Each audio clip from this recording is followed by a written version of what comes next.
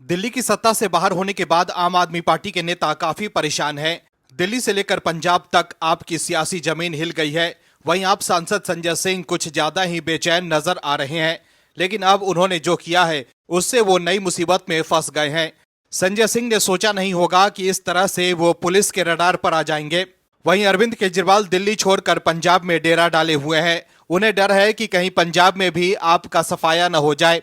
जिस तरह से पंजाब में भी आप घिरी हुई है, किसानों ने भी सरकार के खिलाफ मोर्चा खोल दिया है, उससे मामला बिगड़ गया है। ऐसे में अब पंजाब को लेकर अरविंद केजरीवाल की नींद गायब हो गई है और अब वो पंजाब का किला बचाने में जुट गए हैं। वहीं कहा यह भी जा रहा है कि वो पंजाब से राज्यसभा जाने की सेटिंग कर रहे हैं। इसके अलावा उनके विरोधी ये भी कह रहे हैं कि अरविंद केजरीवाल खुद को सुपर सीएम समझ रहे हैं, वो खुद सीएम बनना चाहते हैं। हालांकि केजरीवाल के लिए पंजाब की राहें आसान नहीं है। इस खबर में आगे आपको बताएंगे सब कुछ डिटेल में, तो बने रहिए हमारे साथ अंत तक और देखिए हमारी ये खास रिपोर्ट। साथ ही आप दर्शकों से विनम्र निवेदन है कि अगर अब तक आपने चैनल को सब्सक्राइब नहीं किया है तो अभी कर लीजिए। आम आदमी पार्टी के मुखिया अरविंद केजरीवाल अपनी हार से लगभग बदहवास हो गए हैं। उनको हजम नहीं हो पा रहा कि वो हार गए। उनका रसूख पूरी तरीके से खत्म हो गया। वो पुलिस के सिपाही, वो महंगी गाड़ी और पुलिस का मजमा। शायद केजरीवाल को वो सब कुछ खूब याद आ रहा है। तभी तो वो पंजाब पहुंच गए विपाशना के बहाने और अपने लिए राज्यसभा सीट का जुगाड़ करने के लिए कि कैसे जाऊं राज्यसभा। केजरीवाल जो अपने आप को दिल्ली का मालिक कहते थे, अब दिल्ली से भागे भागे फिर रहे हैं और अब स्वाति मालीवाल ने केजरीवाल पर बड़ा हमला किया। दर्शकों, जब से मालीवाल का केजरीवाल के साथ पंगा हुआ है, तभी से वो लगातार खुलासे कर केजरीवाल पर निशाना साध रही हैं। अब एक बार फिर उन्होंने केजरीवाल को लेकर बड़ी बात कह दी। दरअसल स्वाति मालीवाल ने एक्स पर लिखा है, सत्ता से बाहर होने के सदमे में पूर्व राजा ने अपने दो खास चिंटुओं को अपनी कुर्सी छोड़ने को बोला था। दोनों ने बड़ी बेदर्दी से मना कर दिया। आखिरकार एक व्यक्ति को बड़े सपने दिखाकर लगभग मना लिया है। साथ ही कोशिश है छोटे भाई की रियासत में थोड़े पांव जमाए जाएं, छोटे भाई को अकेला किया जाए और आगे जाकर ठिकाना लगाया जाए। समझदार को इशारा काफी। दर्शकों, मालीवाल के इस पोस्ट में अपने दो खास चिंटुओं का मतलब संजय सिंह और राघव चड्ढा हो सकता है। संजय सिंह और राघव चड्ढा राज्यसभा सांसद हैं और केजरीवाल के खास भी हैं। लेकिन क्या मालीवाल ये कहने की कोशिश कर रहे हैं कि संजय सिंह और राघव चड्ढा ने केजरीवाल के लिए राज्यसभा सीट खाली करने से इनकार कर दिया? ये बड़ा सवाल है। वहीं मालीवाल के पोस्ट में छोटे भाई की रियासत में थोड़े पांव जमाए जाएं, छोटे भाई को अकेला किया जाए और आगे जाकर ठिकाने लगाया जाए का मतलब भगवंत मान से हो सकता है, क्योंकि इन दिनों केजरीवाल का फोकस पंजाब पर है। ऐसे में क्या मालीवाल ये कहना चाहती हैं कि केजरीवाल मान की जगह खुद को स्थापित करने के लिए चाले चल रहे हैं? क्या केजरीवाल खुद सीएम बनना चाहते हैं? हालांकि बीते दिनों ही मीडिया के सवाल का जवाब देते हुए केजरीवाल ने कहा था कि भगवंत मान ही पूरे 5 साल तक सीएम रहेंगे। वहीं अब आपको बता दें कि किस जुगाड़ के सहारे केजरीवाल राज्यसभा जाने की कोशिश कर रहे हैं।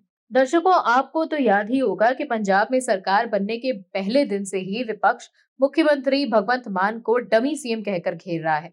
पर अभी तक पर्दे के पीछे रहे असली संचालक केजरीवाल अब खुलकर पंजाब की सियासत में सक्रिय होने की तैयारी में है। पंजाब से आम आदमी पार्टी के राज्यसभा सांसद लुधियाना के उद्योगपति संजीव अरोड़ा को लुधियाना पश्चिमी विधानसभा सीट से उपचुनाव के लिए उम्मीदवार बनाकर केजरीवाल के राज्यसभा में जाने का रास्ता साफ कर लिया गया है।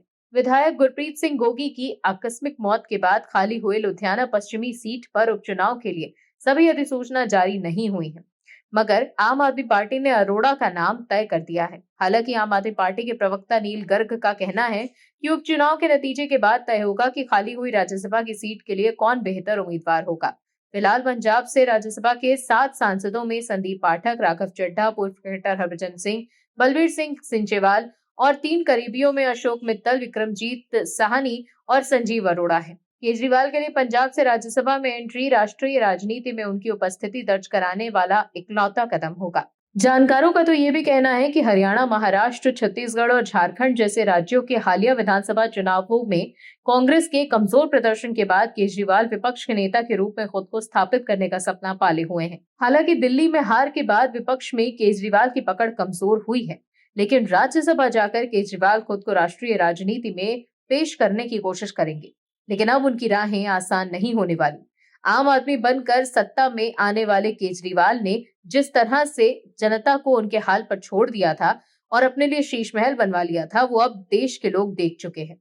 आम आदमी पार्टी के राज्यसभा सांसद संजय सिंह इन दिनों काफी तिलमिलाए हुए हैं। संजय सिंह सोच रहे थे कि दिल्ली में उनकी पार्टी कभी हार ही नहीं सकती, इसलिए वो चुनाव से पहले प्रेस कॉन्फ्रेंस कर बड़ी बड़ी बातें करते थे। लेकिन अब हार के बाद वो बैकफुट पर हैं और अब उन्होंने जो किया है उसको लेकर उनकी मुश्किलें बढ़ गई है। मामला पुलिस के पास भी पहुंच गया है और अब संजय सिंह के खिलाफ कार्रवाई की मांग भी तेज हो गई है। दर्शकों, कहते हैं ना कि जुबान का इस्तेमाल बड़ा सोच समझ कर करना चाहिए। आपकी जुबान से निकली बात कब क्या बदल दे आपको भी नहीं पता होता है। पहले से ही केस के जंजाल में उलझे आपके राज्यसभा सांसद संजय सिंह फिर से एक नए केस में उलझते नजर आ रहे हैं। दर्शकों, एक व्यक्ति अपने पुरुषार्थ के दम पर समाज में अपनी जगह बनाता है, लेकिन संजय सिंह उनके खिलाफ अपमानजनक बयान देते हैं, वो भी सिर्फ तुष्टीकरण कर अपने वोट बैंक को खुश करने के लिए। जो आदमी समाज में शांति व्यवस्था बहाल कर रहा है, पुलिस में अपना सेवा दे रहा है, लेकिन ऐसे पहलवान पुलिस अधिकारी के खिलाफ अपमानजनक शब्द का इस्तेमाल करना अब संजय सिंह को भारी पड़ गया है। दरअसल दिल्ली में करारी हार के बाद से ही दिल्ली आप के नेता बौखलाए हुए हैं। संजय सिंह उल जलूल बयान दे रहे हैं, लेकिन उसमें वो खुद ही फंसते जा रहे हैं। इस बार एक पुलिस अधिकारी से पंगा लेने के चक्कर में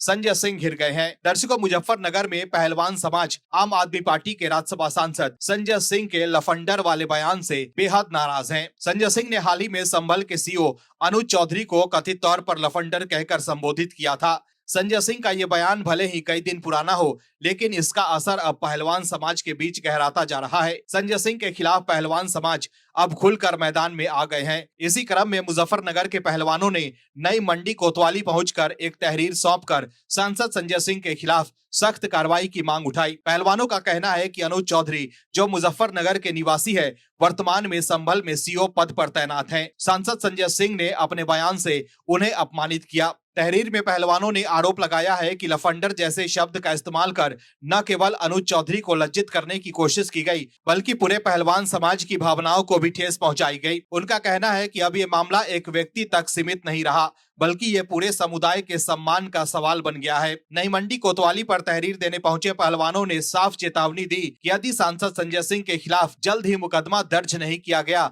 तो वे देशव्यापी आंदोलन करेंगे। पहलवानों का तर्क है कि अनुज चौधरी एक मेहनती और कर्तव्यनिष्ठ पुलिस अधिकारी हैं, जिन्होंने अपने कार्य से समाज में सम्मान हासिल किया है। ऐसे में सांसद जैसे जिम्मेदार पद पर बैठे व्यक्ति द्वारा की गई ये टिप्पणी अस्वीकार्य है। वहीं पहलवानों ने संजय सिंह को ये चैलेंज भी दिया है कि अगर उनमें हिम्मत है तो किसी खिलाड़ी के सामने ये शब्द बोलकर दिखाए। पहलवानों का कहना है कि एक खिलाड़ी देश का मान सम्मान बढ़ाता है। जब एक खिलाड़ी विदेशों में मेडल जीतता है तो देश का तिरंगा लहराया जाता है, राष्ट्रगान गाया जाता है। ऐसे में उस खिलाड़ी को लफंडर कहना बहुत ही गंदी बात है। वो ये शब्द वापस लें और सभी खिलाड़ियों से माफी मांगे। फिलहाल पुलिस ने पहलवानों की तहरीर स्वीकार कर ली है और मामले की जांच शुरू करने का आश्वासन भी दिया है। हालांकि ये बयान भले ही पुराना हो, लेकिन पहलवानों के बीच ये मुद्दा अब ताजा हो उठा है। अब देखना होगा कि इस मामले में पुलिस क्या कदम उठाती है। लेकिन अब इस मामले को लेकर संजय सिंह की चिंता बढ़ती दिख रही है। आपको बता दें कि होली से पहले संभल सीओ अनुज चौधरी ने मीडिया से बातचीत के दौरान कहा था कि जुम्मा साल में 52 बार आता है, लेकिन होली साल में एक बार। अगर मुस्लिम समुदाय को लगता है कि होली के रंग से उनका धर्म भ्रष्ट हो जाएगा तो उन्हें उस दिन घरों से बाहर नहीं निकलना चाहिए। अनुज चौधरी के इसी बयान से झल्लाए संजय सिंह ने उन्हें लफंडर टाइप बता दिया था।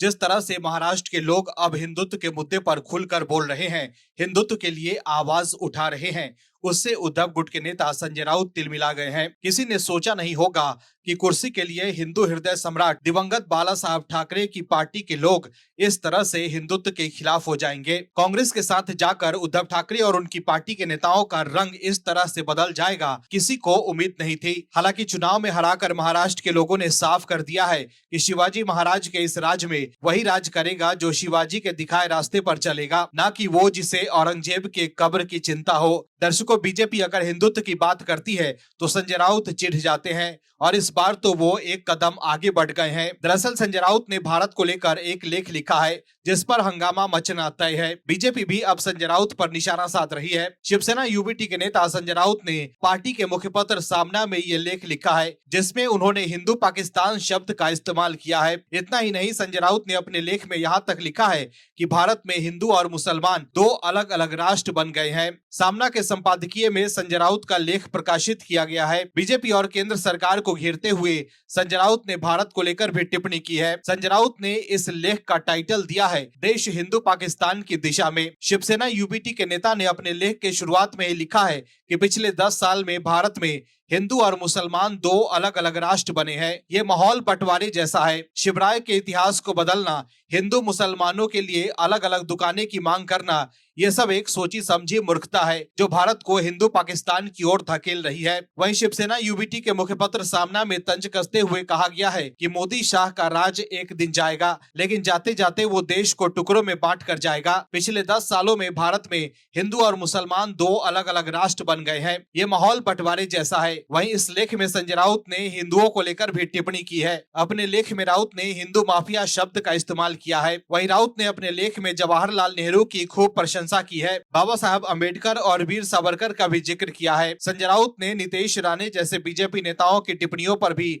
सवाल उठाया। इसके अलावा लेख के आखिरी में औरंगजेब विवाद पर भी संजय राउत ने टिप्पणी की है। उन्होंने लिखा है कि कुछ लोग औरंगजेब की कब्र उखाड़ना चाहते हैं, लेकिन महाराष्ट्र में हिंदू पाकिस्तान वाले हिंदू औरंगजेब पैदा कर रहे हैं। वो कब्र में पड़े औरंगजेब से भी ज्यादा भयानक हैं। संजय राउत ने कहा है कि छत्रपति शिवाजी महाराज ने कभी भी धर्मार्थ राजनीति नहीं की। उन्होंने सभी भाषाओं का सम्मान किया। आज शिवराय को अलग अलग धर्मार्थ खांचों में खड़ा करना एक राष्ट्रीय पाप है। मुख्यमंत्री देवेंद्र फडणवीस महाराष्ट्र से अगर शिवराय इतिहास मिटाना नहीं चाहते हैं तो उन्हें ऐसे बेसमझ उत्तेजक लोगों को मंत्रिमंडल से बाहर रखना चाहिए। कुछ लोग औरंगजेब की कब्र उखाड़ना चाहते हैं, लेकिन महाराष्ट्र में हिंदू पाकिस्तान वाले हिंदू औरंगजेब पैदा कर रहे हैं। तो देखा आपने कैसे अब संजय राउत की भाषा ही बदल गई है। अपने वोट बैंक को खुश करने के लिए संजय राउत सामना में जो लिख रहे हैं उससे बाला साहब ठाकरे की आत्मा को ठेस जरूर पहुंचेगी। Bureau report OMH news. आप दर्शकों से विनम्र निवेदन है कि चैनल को सब्सक्राइब जरूर करें।